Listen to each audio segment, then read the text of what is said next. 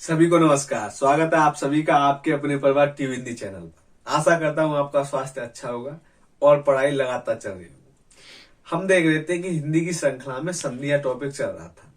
तो संधियों के हमने 3 भेद देखे थे, जिसमें पहला भेद था स्वर संधि, व्यंजन संधि और अंतिम था आपका विसर्ग संधि। तो अब तक की वीडियो में हमने स्वर संधि और व्यंजन संधि पूरा कर चुके हैं। आज का टॉपिक होगा विसर्ग संधि।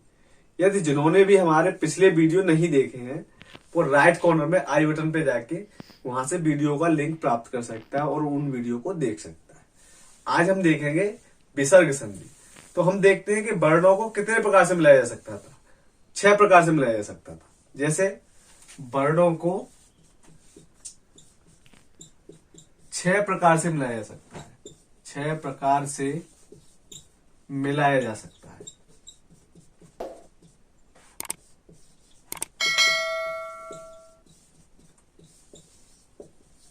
अब संधि होती कैसे है, पहले हम ये समझते हैं कि संधि प्रथम पद के अंतिम वर्ण में प्लस दूसरे पद के प्रथम वर्ण में संधि होती है हमेशा।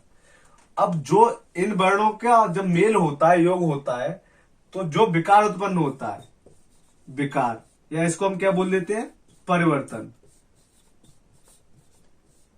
जो विकार उत्पन्न होता है या परिवर्तन होता है उसी को हम क्या बोल देते थे, संधि बोल देते थे। अब इसके 6 प्रकार से मिलाया जा सकता है। मान के चलिए 6 प्रकार होते कौन कौन से, कि यदि प्रथम पद का अंतिम वर्ण क्या हो, स्वर हो आपका, साथ साथ दूसरे पद का प्रथम वर्ण आपका क्या हो, स्वर हो। तो एक तरीका तो ये हो सकता है इसका मिलाने का।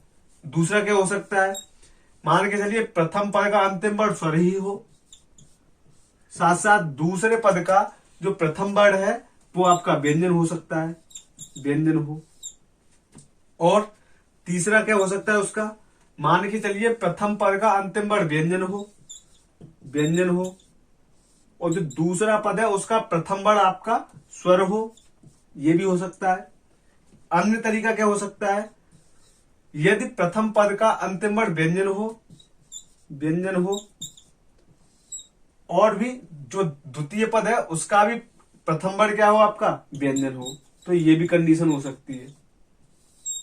एक और तरीका क्या हो सकता है, मान के चलिए जो प्रथम पद है उसका जो अंतिम वर्ण है विसर्ग हो, विसर्ग हो, और जो दूसरा पद है उसका प्रथम वर्ण स्वर भी हो सकता है, स्वर हो। और एक अंतिम क्या हो सकता है कि जो प्रथम पद है उसका अंतिम वर्ण तो विसर्ग हो, और जो उत्तर पद है या दूसरा पद है उसका प्रथम वर्ण क्या हो, व्यंजन हो।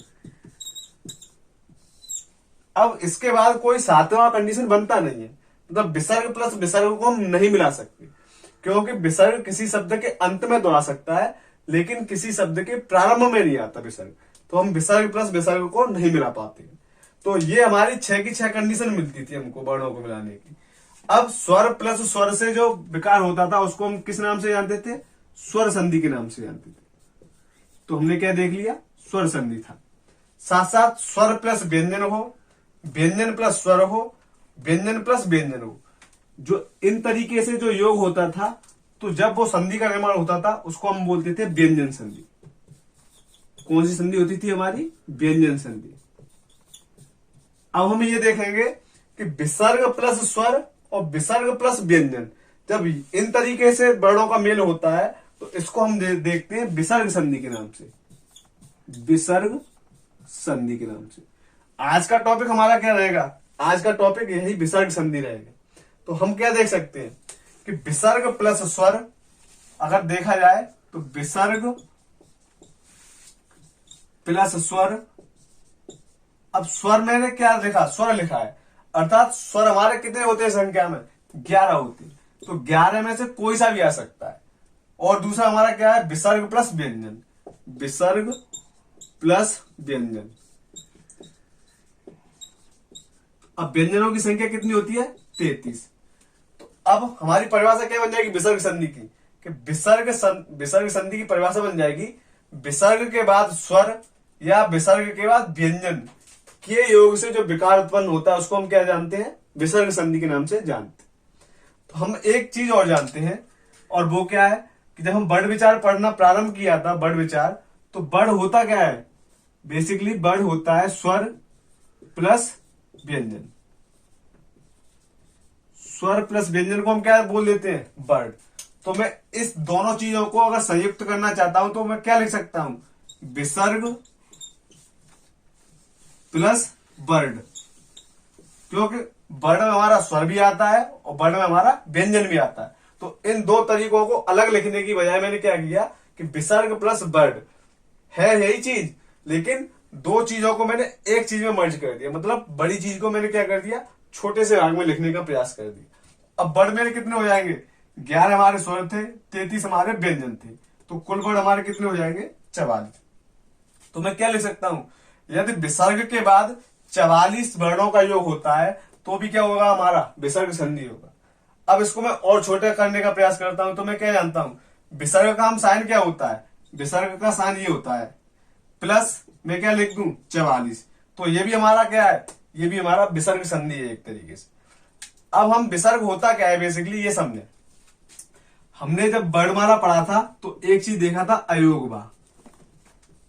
अयोगवा और अयोगवा के हमने कितने भाग किए थे? 2 भाग किए थे, जिसमें पहला भाग था अनुस्वार।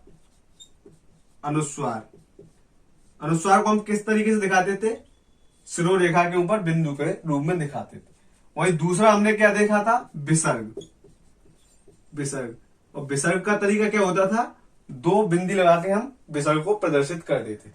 तो अब हम क्या देख रहे हैं? विसर्ग किसका भाग है? ये अयोग भाग।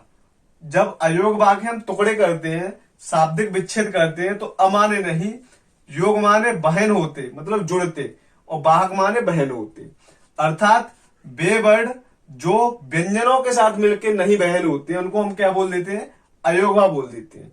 अर्थात मैं लिख सकता हूं कि ये व्यंजनों के साथ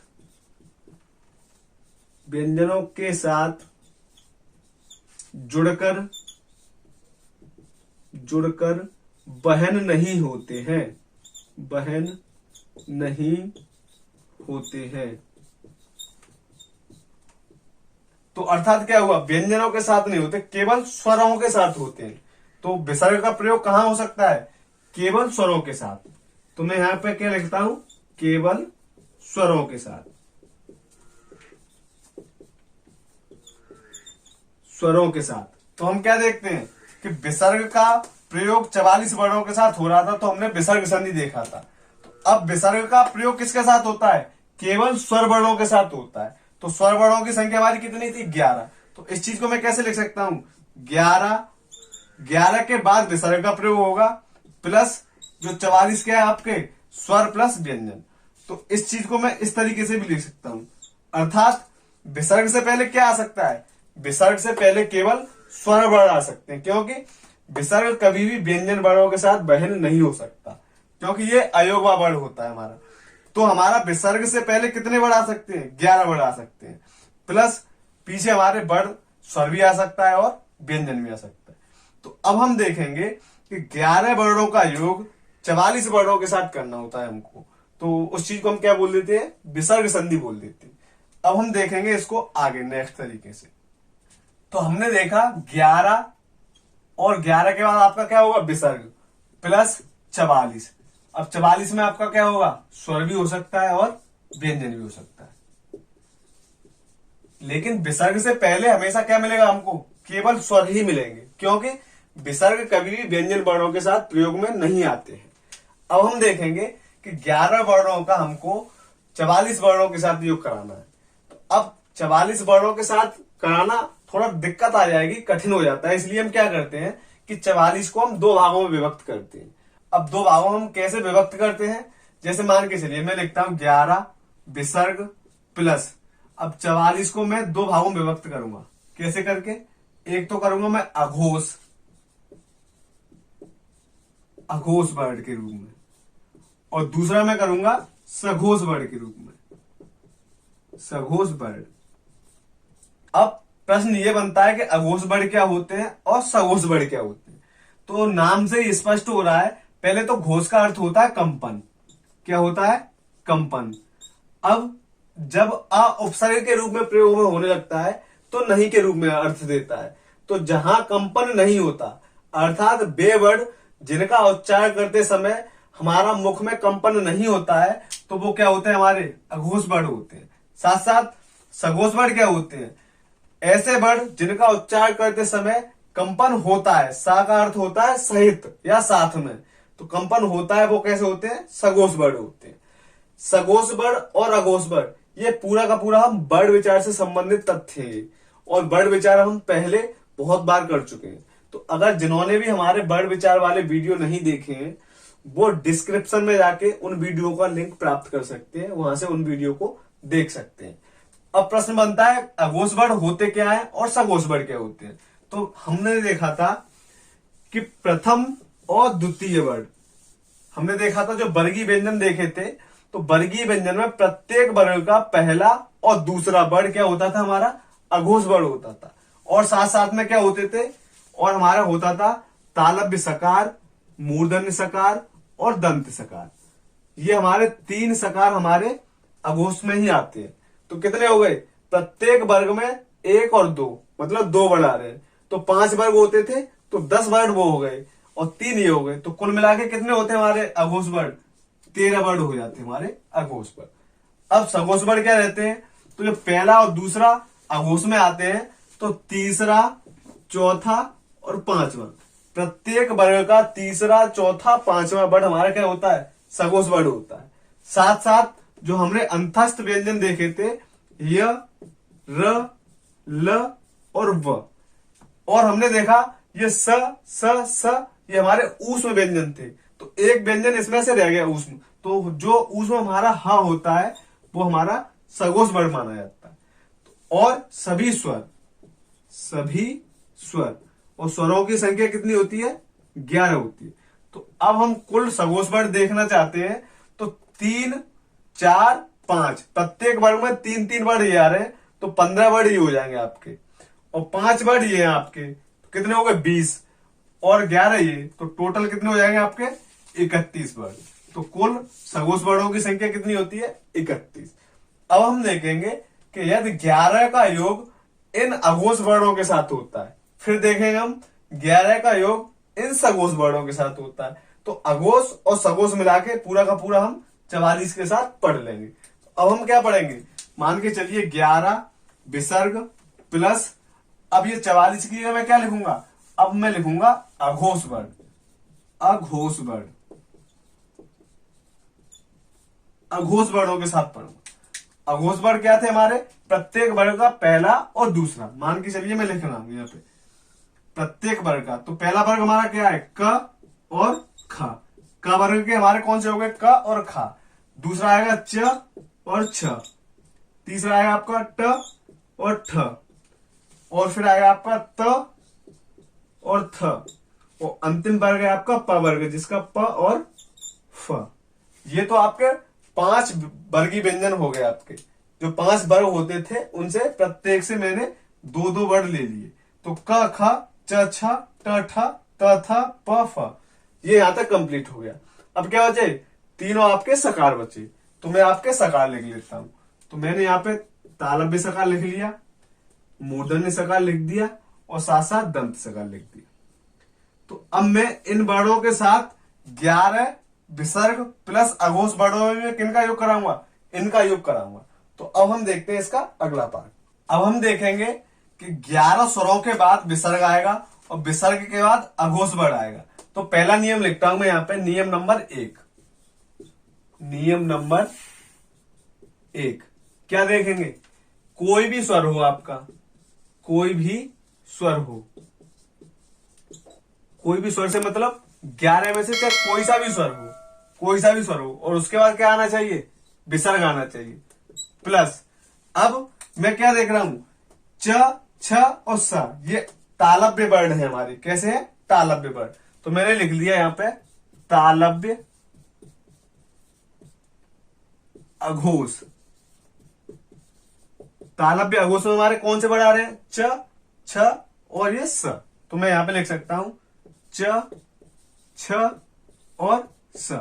अगर ये वर्ण आए आपके, द्वारा से समझ लें नियम को, कोई भी स्वर हो, मतलब 11 में से आपका कोई भी स्वर हो सकता है, प्लस स्वर के बाद क्या होना चाहिए, विसर्ग आना चाहिए। फिर उसका योग किससे हो, तालव्य। तालव्य हमारे कौन से हैं, च, छ और स, और सबके सब बढ़ कैसे हमारे, अघोष। तो मैंने तालव्य और अघोष में से भी मैंने कैसे लिए आपके, तालव्य। तो तालव्य अघोष कौन से आपके वर्ड, च, छ और स। तो बेसिकली होता क्या है यहाँ पे, जो विसर्ग होता है, विसर्ग का आपका किस में आदेश हो जाता है, तालव्य सकार में आदेश हो जाता है। ये क्या हो जाता है, तालव्य सकार में आदेश हो जाता है। पुनः से नियम को समझ ले, मैं अपनी बातों को पुनः दोहराता हूं कि कोई भी स्वर आ जाए और उसके बाद विसर्ग हो, ठीक है, फिर आपका तालव्य अघोष वर्ण होना चाहिए। तालव्य अघोष वर्ण कौन से हमारे, च, छ और आपका तालव्य सकार। तो जो विसर्ग होता है वह तालव्य सकार में आदेश हो जाता है। एक तो हमारा ये नियम बन गया। अब नियम नंबर 2 क्या बन सकता है, मान के चलिए नियम नंबर 2। पहले मैं आपको इनका योग करा के दिखा दे रहा हूं, इसके उदाहरण तो मैं बारी बारी से फिर आपको कराऊंगा ही। पहले हम इनको देख सकते हैं कि इनका योग कितने प्रकार से हो सकता है। तो अब क्या होगा, मान के चलिए कोई भी स्वर हो, कोई भी स्वर हो, कोई भी स्वर से मतलब 11 में से कोई सा भी स्वर हो सकता है, और उसके बाद आपको विसर्ग मिल जाए। प्लस अभी मैंने क्या देखा, ये मैंने तालव्य वाले वर्ड देखे थे, अब मैं देखूंगा मूर्धन्य अघोष वाले। अब इसके बाद क्या हो आपका, मूर्धन्य अघोष, मूर्धन्य अघोष। अब मूर्धन्य अघोष में क्या क्या आ रहा था आपका, ट, ठ और आपका मूर्धन्य सकार, ये आपके आ रहे थे। तो अब विसर्ग का क्या हो जाता है, अब विसर्ग का मूर्धन्य सकार में क्या हो जाता है, आदेश हो जाता है। जब हमारा तालव्य वर्ण आ रहे थे तो विसर्ग तालव्य सकार में आदेश हो रहा था। अब हमारे मूर्धन्य अघोष वर्ण आ रहे हैं तो विसर्ग हमारा मूर्धन्य आदेश होता है। अब तीसरा देखेंगे, नियम नंबर 3।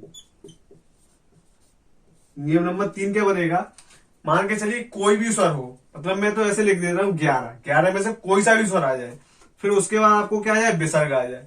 प्लस अब आपका हमने देखा तालव्य देख लिया, मूर्धन्य देख लिया, अब आपका क्या है, दंत्य वर्ण। तो दंत्य अघोष आया आपका, क्या आया है, दंत्य अघोष। अब दंत्य अघोष में आपको क्या मिल रहा था, आपको मिल रहा था त, थ और स, ये आपको वर्ण मिल रहे थे। तो अब विसर्ग किस में आदेश हो जाता है, अब विसर्ग दंत्य सकार में आदेश हो जाता है। ये हमारा दंत्य सकार में आदेश हो जाता है। मैं आदेश वर्ण को पहले कई बार परिभाषित कर चुका हूं, तो कोई बड़ी बात नहीं है। आदेश मतलब विसर्ग के स्थान पे सवर्ण का आ जाना, ये आदेश हो जाता है। तो हमने अब तक क्या देखा कि 11 के बाद चाहे तो आपके तालु वर्ण आ जाए, चाहे आपके मूर्धन्य वर्ण आ जाए, चाहे आपके क्या आ जाए, दंत्य वर्ण आ जाए। विसर्ग का क्या हो रहा था, यदि तालव्य अघोष वर्ण आएंगे तो हमारा विसर्ग तालव्य आदेश हो रहा था, यदि आपके मूर्धन्य अघोष वर्ण आएंगे तो विसर्ग मूर्धन्य सकार में आदेश हो रहा था। साथ साथ यदि दंत्य अघोष वर्ण आएंगे तो विसर्ग हमारा दंत्य सकार में आदेश हो रहा था। अब बचा क्या हमारा, अब बचा देखिए, ये कंप्लीट हो गया पूरा का पूरा, च वर्ग वाला, ट वर्ग वाला हो गया और त वर्ग वाला हो गया। अब बचा क्या हमारे पास, जो कंठ वर्ग होता है वो, और जो आपका ओष्ठ वर्ग होता है वो। तो अब हम इनका देखेंगे। तो नेक्स्ट नियम क्या बन सकता है, मान के चलिए नियम नंबर 4। नियम नंबर 4। अब तक हम क्या देख रहे थे कि सभी स्वरों का 11 के 11 स्वरों का योग हो रहा था। अब हम देखेंगे कि अ या दीर्घा के अलावा, अब आ और दीर्घा को हमने छोड़ दिया तो कितने स्वर बचे, 11 में से 2 स्वर निकल जाएंगे तो 9 स्वर बचेंगे आपके। तो मैं क्या लिख सकता हूं, 9 के बाद यदि विसर्ग आए, प्लस अब हमारा क्या बचा, क बचा, ख बचा, प बचा और फ बचा।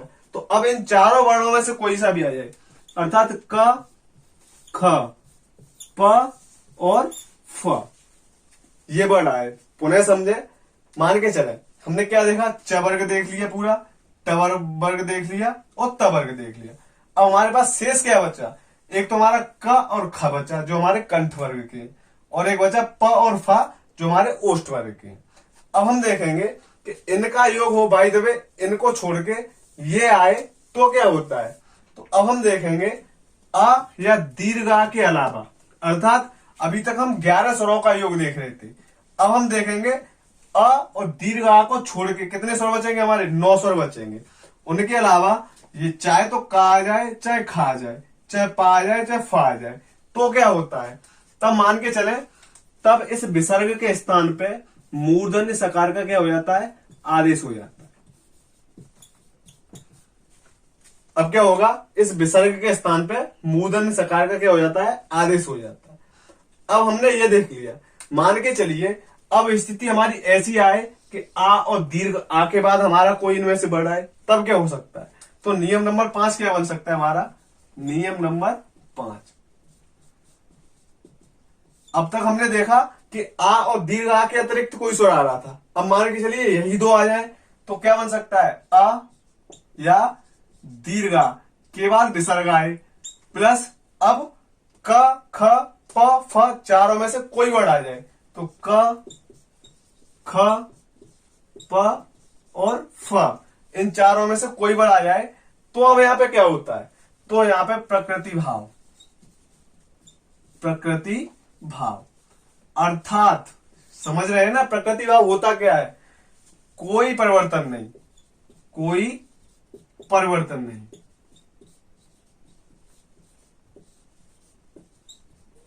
तो जैसा होता है वैसा ही लिख देते हैं हम।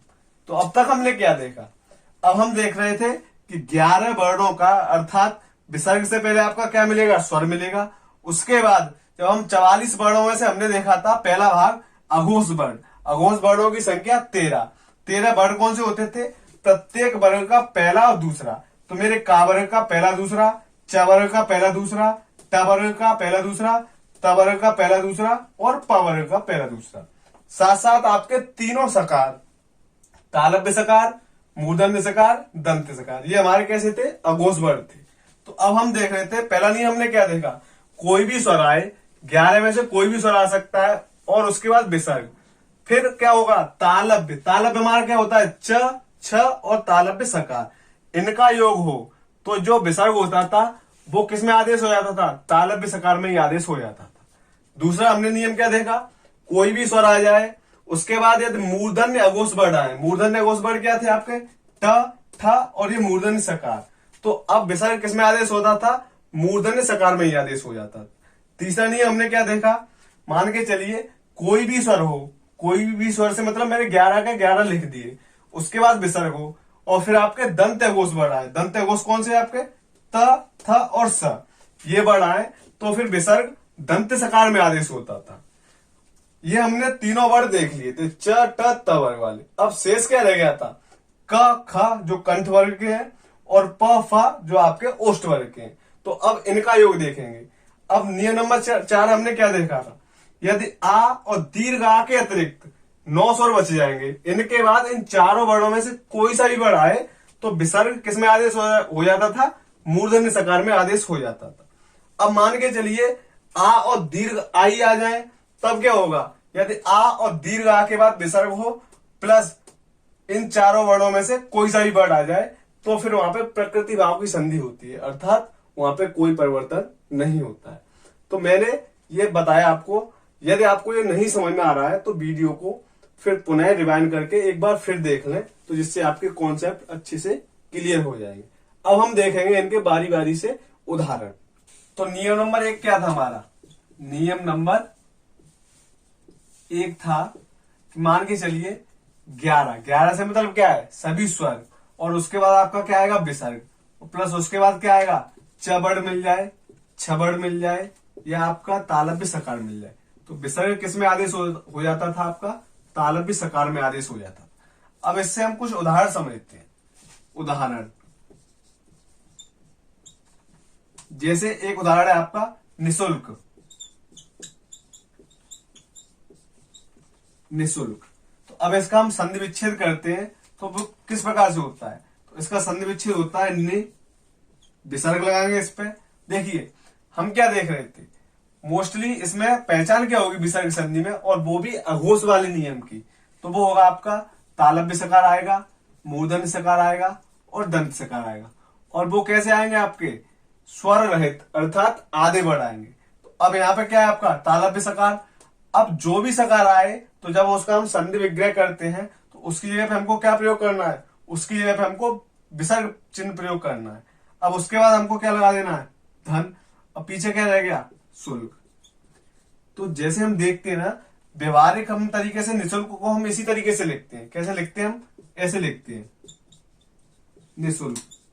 लेकिन ये पूर्णतः शुद्ध नहीं है। पूर्णतः शुद्ध तो हमारा क्या है, ये वाला तरीका ठीक है। तो अब हम देखते हैं कि हम इसको कैसे कर सकते हैं।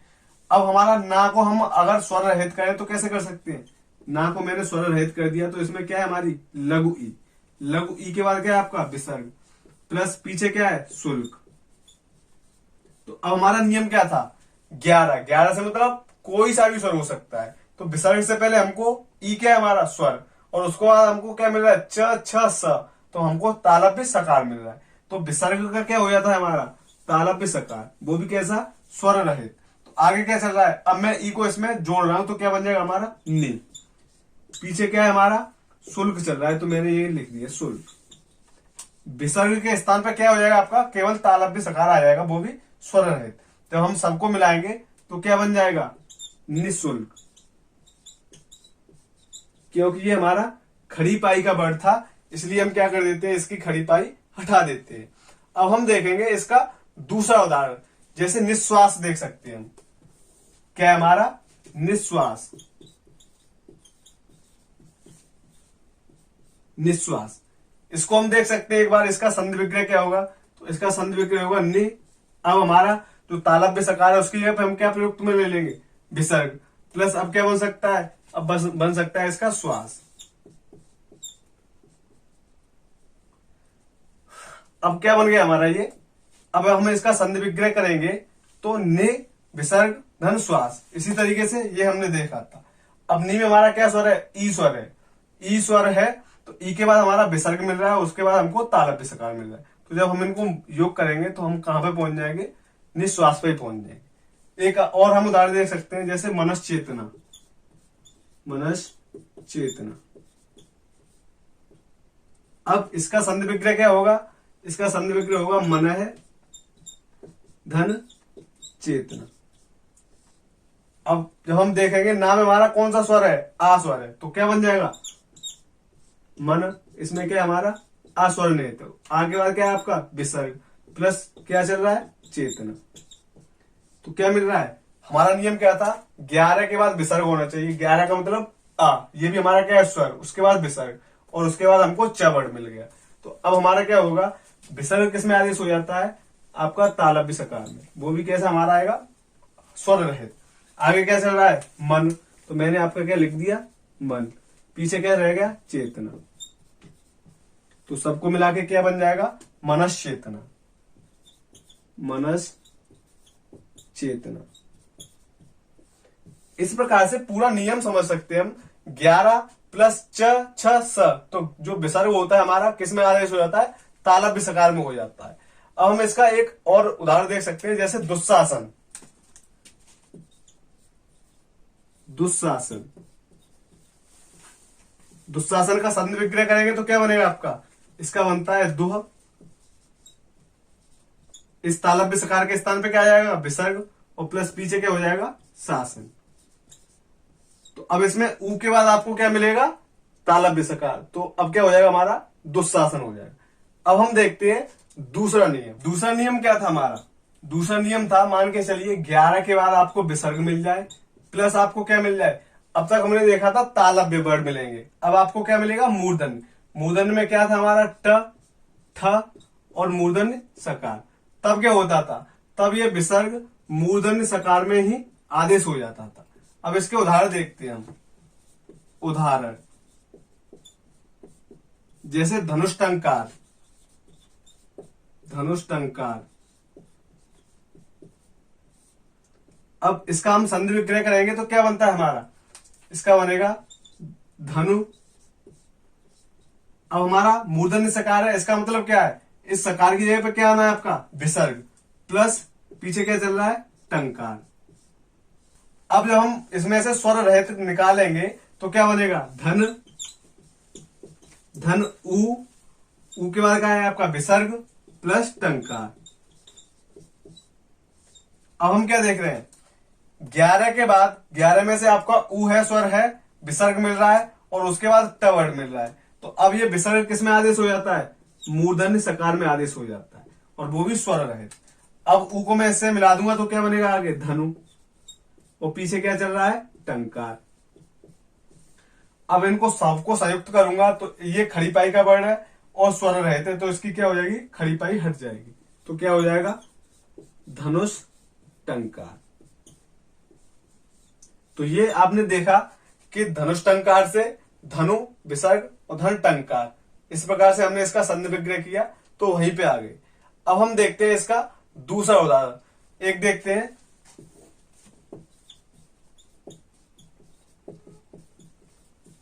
चतुष्षष्ठी। अब हम इसका चतुष्षष्ठी का देखेंगे विग्रह करके तो क्या बनता है। तो चतु, अब इस वाले मूर्धन सकार की जगह पे क्या आ जाएगा? विसर्ग, प्लस पीछे क्या चल रहा है? षष्ठी। षष्ठी। तो अब हम देख रहे हैं इसमें क्या है, जब मैं इसको स्वर रहित करूंगा तो ऊ वर्ड हमारा है, और उसके बाद क्या है आपका? विसर्ग, प्लस पीछे क्या चल रहा है? षष्ठी। अब ऊ के बाद विसर्ग, 11 में से ऊ है हमारा, उसके बाद विसर्ग, और आपको क्या मिल रहा है? मूर्धन्य सकार। तो विसर्ग का क्या हो जाता है आपका? मूर्धन्य सकार। आगे क्या चल रहा है आपका? चतु, पीछे क्या रह गया? षष्ठी। तो जब सबको मिलाएंगे तो क्या बन जाएगा? चतुष्षष्ठी। ये हमारा दूसरा नियम। अब हम देखेंगे तीसरा नियम। तीसरा नियम हमारा क्या था? जैसे मान के चलिए मैं यहीं पे कंप्लीट करता हूं कि 11 के बाद विसर्ग आ जाए, प्लस अब क्या आया आपका? दंत सकार, दंत अघोष वर्ण मिल जाए, मतलब त मिल जाए आपको, थ मिल जाए और आपका दंत सकार मिल जाए। तब क्या होता था? ये विसर्ग दंत सकार में ही आदेश हो जाता था। ये नियम नंबर क्या है आपका? 3। नियम नंबर 3। अब इसके उदाहरण देखते हैं हम। जैसे आप देखते हैं दुस्साहस। दुस्साहस, अब दुस्साहस का जब हम संधि विग्रह करते हैं तो क्या बनता है? दुह। अब हम देखते हैं ना कि ये आपका विसर्ग किससे बनता था? विसर्ग हमेशा सकार से ही बनता है, और यहाँ पे हमारा सकार क्या है? ये दंत सकार। तो उसकी जगह पे मैंने क्या लिख दिया? विसर्ग। पीछे क्या बचा? साहस। अब और दुह धन साहस से दुस्साहस कैसे प्राप्त किया जा सकता है? तो द को जब मैंने स्वर रहित किया तो इसमें कौन सा स्वर है आपका? उ। उसके बाद आपका क्या है? विसर्ग, प्लस क्या आ गया आपका? साहस। तो अब ऊ के बाद आपको सा वर्ड मिल रहा है, दंत सकार मिल रहा है। 11 के बाद आपको क्या मिल रहा है? दंत सकार मिल रहा है। तो विसर्ग किस में आदेश हो जाता था? दंत सकार में आदेश हो जाता था। आगे क्या चल रहा है आपका? दु, और पीछे क्या चल रहा है? साहस। तो जब सबको मिलाया जाएगा तो क्या बन जाएगा आपका? दुस्साहस। तो इस प्रकार से हमने क्या देखा कि 11 के बाद त, थ या दंत सकार आता है तो विसर्ग किस में आदेश हो जाता है? आपका दंत सकार में आदेश हो जाता है। इसके अन्य उदाहरण भी देख सकते हैं हम, जैसे निस्वार्थ। निस्वार्थ, अब निस्वार्थ का हम संधि विग्रह करेंगे तो क्या बनता है? नि। अब इस वाले सा की जगह पे हमारा क्या आ जाएगा? विसर्ग, और पीछे क्या बचा? स्वार्थ। तो मैंने क्या लिख दिया? स्वार्थ। अब हमारा नियम क्या था? 11 के बाद हमको क्या मिल रहा है आपका? दंत सकार मिल रहा है। तो ये इसमें किस में आदेश हो जाता है हमारा? दंत सकार में ही आदेश हो जाता है। अब इसका एक अन्य उदाहरण देख सकते हैं, जैसे हम दुस्वप्न। दुस्वप्न, अब इसका हम संधि विग्रह करेंगे तो क्या बनेगा? इसका बनेगा दुह धन स्वप्न। अब हम क्या देख रहे हैं यहाँ पे हमारा, यदि इसमें देखा जाए द को हम स्वर रहित करेंगे तो हमारा कौन सा स्वर निकल के आता है? ओ। उसके बाद आपका क्या है? विसर्ग, प्लस पीछे क्या चल रहा है आपका? स्वप्न। अब हम क्या देख रहे हैं? 11 में से हमारा कौन सा स्वर मिल रहा है? ऊ मिल रहा है। उसके बाद हमको विसर्ग भी मिल रहा है, फिर उसके बाद हमको दंत सकार भी मिल रहा है। तो इसका क्या हो जाएगा? हमारा दंत सकार में आदेश हो जाएगा। आगे क्या चल रहा है हमारा? दो, और पीछे क्या चल रहा है हमारा? स्वप्न। तो जब सबको मिलाया जाएगा तो क्या बन जाएगा? दुस्वप्न। तो अब तक हमने क्या देखा था? हमने देखा था विसर्ग के बाद यदि हमको स्वर मिल रहा है या विसर्ग के बाद हमको व्यंजन मिल रहा है तो जब इनके वर्णों के योग से जो विकार उत्पन्न होता था उसको हमने क्या नाम से जाना था, विसर्ग संधि के नाम से। अब विसर्ग संधि को हमने देखा था कि 11 + 44 के योग से भी जो विकार उत्पन्न होता है उसको क्या बोलते थे, विसर्ग संधि। अब 44 वर्णों को हमने 2 तरीके से देखा था, एक अघोष और एक सघोष। तो हमने देखा 11 + अघोष वर्णों का रूप। अघोष में हमने देखे थे 13 वर्ण। 13 वर्ण को हमने कई प्रकार से देखा जिससे हमको 5 नियम प्राप्त हुए। हमने उन 5 नियमों को देखा और साथ ही कुछ नियमों के उदाहरणों को भी देखा। शेष आगे वाली वीडियो में जो कुछ भी रह गया है हम उसको कंप्लीट करने का प्रयास करेंगे। यदि आपको ये वीडियो पसंद आया हो तो वीडियो को लाइक करें, शेयर करें और यदि चैनल पर नए हैं तो चैनल को सब्सक्राइब भी कर लें। मिलते हैं हम अब अपनी नई वीडियो में। तब तक के लिए अपना ख्याल रखें, स्वस्थ रहें, मस्त रहें। धन्यवाद।